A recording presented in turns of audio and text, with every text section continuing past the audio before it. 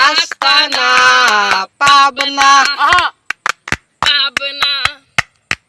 হসপিটালে যাইয়া দেখি ডাক্তার পাগল আসামিরে শোয়াই রাইকা বাজাই দে ঢোল পাবনাই নাই পাগলের